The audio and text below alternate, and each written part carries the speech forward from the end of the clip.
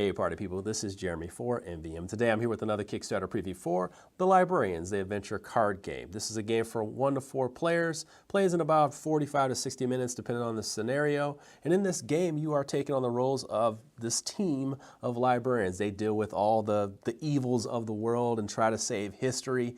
It's an adventure card game, so you're going to have different characters, they're going to have different abilities, strengths and weaknesses, and you're going to be trying to complete scenarios. Much in the vein of like Arkham Horror, Lord of the Rings adventure card games. These are games that I usually don't play, and you're probably wondering, I don't have any context. I don't know this show that well. I don't know any of the characters. I know some of the actors, but I was really attracted to this game simply because I read the rule book and I thought the mechanics were really interesting, just some of the things that are going on. So let's go ahead and take a look at the game, show you how it plays. I'll come back with my final thoughts. All right, party people, let's walk through a little bit of the scenario of the Librarians adventure card game. Now here we are with our setup here. Over here you're going to see some tokens for progress. They will either go to our disturbance over here, and we can't have 8 of these, otherwise we lose.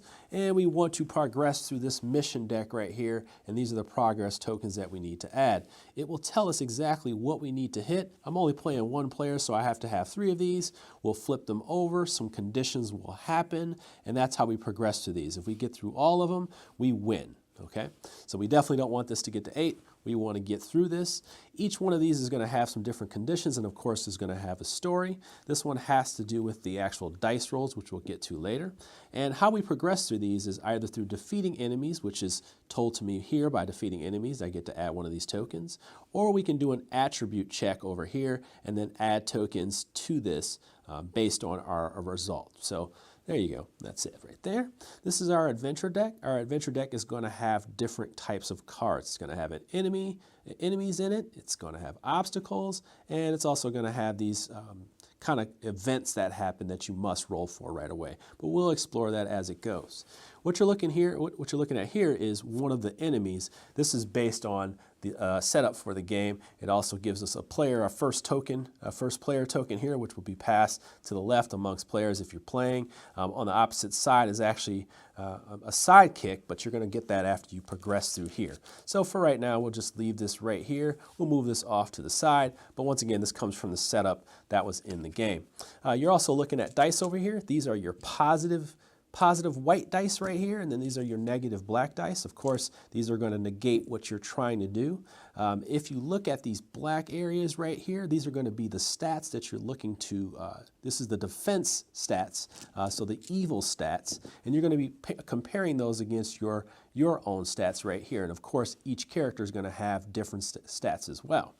So just looking at the anatomy of these enemy cards, you're going to have what you need to pass. So this has 4 health. Got to take out 4 health. You're going to use this as your stat check to roll against, of course, comparing it to yours. And this is what effect it will have on you or on the scenario if it is able to activate.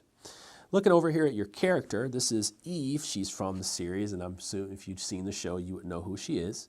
There are 4 different stats to roll for, and of course, each character is going to be different as far as their skill level. This is her health and also her ability. Now, Eve is an attack-heavy character. She's a really aggressive character, and her ability is, it says, when any character declares an attribute check, they may spend an aid token to roll a +1. So she'll try to gather these aid tokens. She takes damage in order to receive them, and she also has cards in her deck that will help her get them.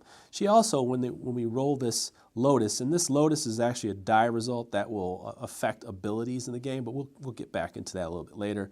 Hers is if she deals 1 damage to herself to add an aid token to any character. And what that does is, like I said, it adds to someone else's die roll. So that's a really interesting little thing right there. Okay.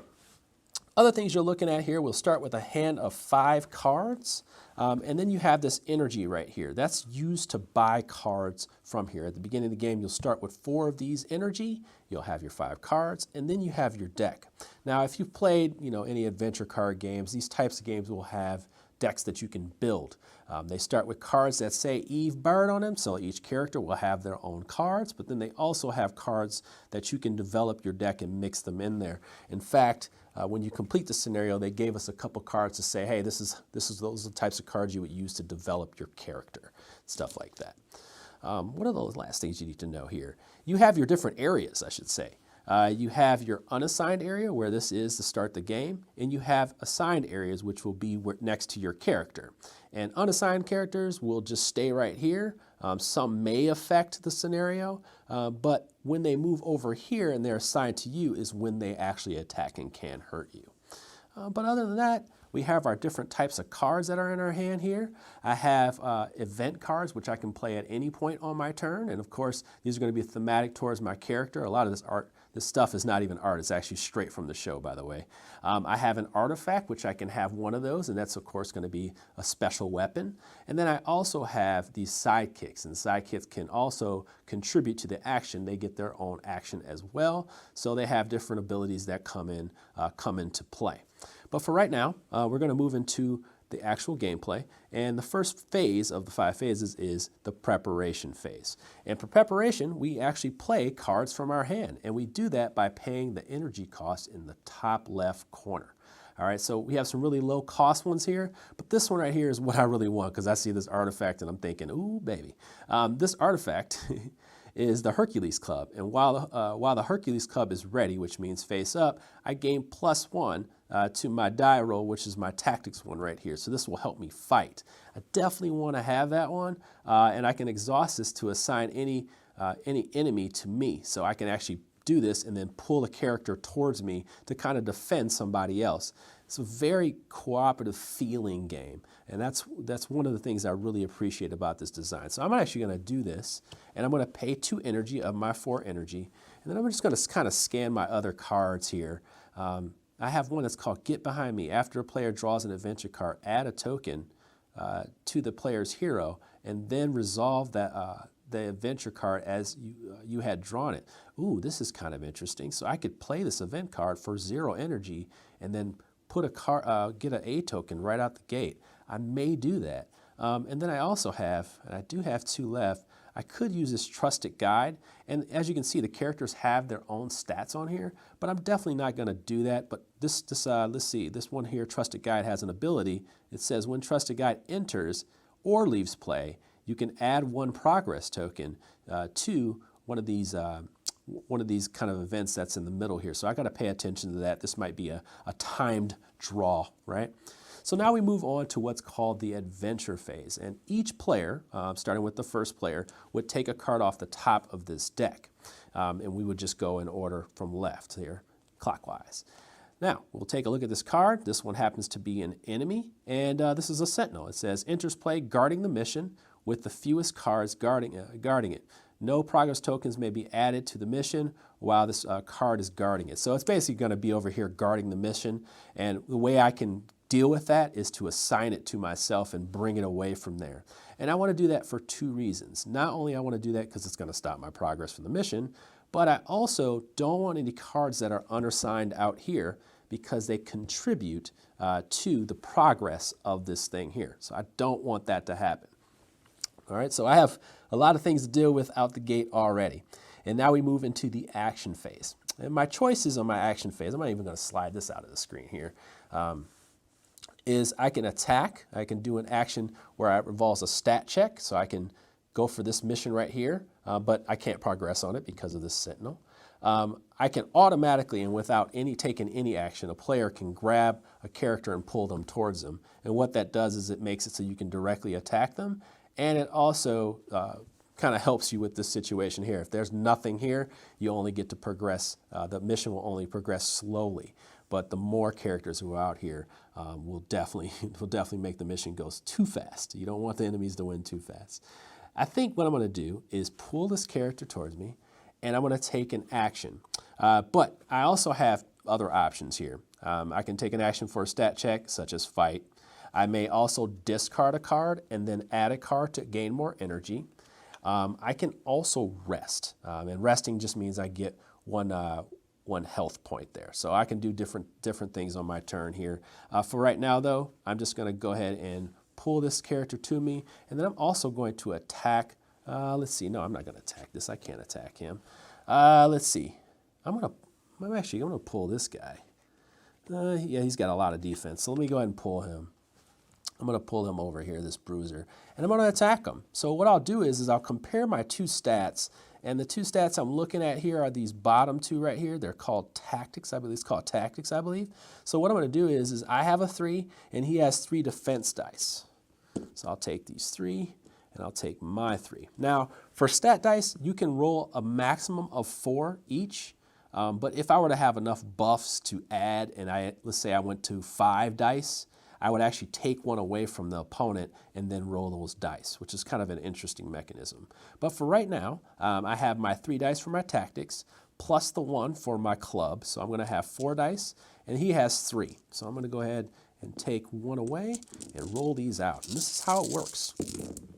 Okay, so what you're looking at now are 2 successes on this die. This is what the success looks like, and now I have 3. We have another one, which makes 4, and then I have this lotus right here, which affects a trigger. It triggers an ability that I have here. It says I can deal 1 damage to myself to add a token to any character, and I'm going to take damage to myself to add a token to myself, and that token will allow me to give someone a +1 to their die roll. Well, it's only me, so I'm good to go there. Now, these are going to be negative effects here. So this is going to take away one of my successes. This one right here is not only going to be a failure, but it's also going to cause this effect to trigger. And this one says no additional effect. It says each one of these, and the lotus can only be activated once per roll, unless specified. So this is just one of those things that possibly could change, but nothing has changed in this situation. I'm just looking at -2 here. So I have a total of 1, 2, 3, 4 successes, -2. This character only has 2 health, so he is going to die. Arrgh.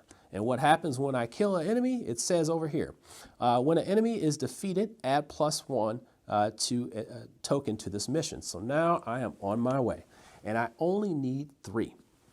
So I only get 1 action on my turn, and that is it. So when we move over to the enemy phase, the enemies that are assigned to me will attack. There's no enemy assigned to me. If I had finished and I had enough of these tokens on here, let's say I had 3, I would progress this and flip it over. Then we go to the actual disturbance. Now the disturbance will move forward 1, and this is that skull right here. Remember, we don't want 8. And if there is another character that is unassigned here, sitting here, then we add another token for each one is there. That is the round as far as that, and then we refresh. And refreshing does several things. Once this card is tapped, and I should have had it like this and consider showing that I used it, it would get refreshed. All enemy characters, if they were coming in this way, they would get refreshed like so. And then I would refresh my hand. So what happens is you get 3 cards, and you can look at them one at a time. You can either add them to your hand one at a time, or use them and add them as energy. So I'm just going to kind of show you a little bit of both here. But you can look at these each one at a time to kind of determine what you want to do. And then that's pretty much a round of the game. I wish I could go into this a little bit deeper, but I just want to show you how some of these things kind of develop. So as you complete these, you're going to get different instructions on the back that will tell you, hey, like go get this card out of the deck, and you get a choice in how you want to do that. Go get a specific event out of the deck and choose which one you want. And then immediately with this one, it flips it over and it gives you your first player token becomes a sidekick for you. So all of a sudden you have Jenkins, I'm sure if you've seen the show, you would know who this is. And you will be passing them around, and each round, this character will be available for that player to use and have actions. So you have that support. And that's an interesting thing with these sidekicks. They actually can, really make it a little bit easier for you to get through these scenarios. And yeah, that's really it. You will keep going through these until you finish it off, or you lose. And if you win, you're going to get these cards to be able to add them to your deck. So not only will you be able to develop it from the beginning, but you'll have cards as you move through your adventure that will add to this deck. And that's the game of the Librarians, the adventure card game. Let's go ahead and get to my final thoughts. Hopefully that gave you a little bit of an overview of how the game works. All right, Barnaby, well, final thoughts here on the Librarians, the adventure card game. Now, you know me, I'm not a huge thematic fan. I don't really care about theme as much as some other gamers do. And that's why I decided to take this project on. I read about some of the mechanisms in this game, and that's what attracted me to this game. So as a person who has no knowledge of this series, but was interested enough to try the game, I can say I had a pretty dang on good time. I played this game with the designer. I also played it by myself, and I got to see how the cooperative aspects work, depending on the characters you choose. I think I may have played with, I played with Eve in that series, in that gameplay session, but he also played with somebody that may have been in an expansion that may come out. And we were just working together, we're using cards to devote to each other. Their abilities, they weren't an attacker, so therefore they were kind of like doing all the support stuff. And it just felt like it flowed really well. And that's important when you have these cooperative style games. But the designer made it very clear that you can play this game true solo, and although tough for some characters, it can be done. But I'm assuming if you're a person who's played these types of games before, like I said, Arkham Horror, Lord of the Rings, those types of games like that, you're familiar with how the style of game works. One thing that really stuck out to me was the scenarios, these cards, even in the introductory scenario, the objectives felt different, and they changed the way I approached the card play in the game during each scenario, like on the fly, because sometimes you don't necessarily get the same bonuses as you would before. Like every person that you defeat adds one of the progress tokens. Well, then the next part of the scenario says that doesn't work that way. So you kind of have to be a little bit more savvy and work on how you're going to pull this off. Those are the little things that I need in order to make me happy as a gamer. Just small stuff like that, dice mitigation, things like that. That really appeal to me. I'm not sure if they appeal to you, but I wanted to help you make an informed purchase today if you so choose. I can never tell anybody what to do with their money, but hopefully there's enough information there to get you what you need.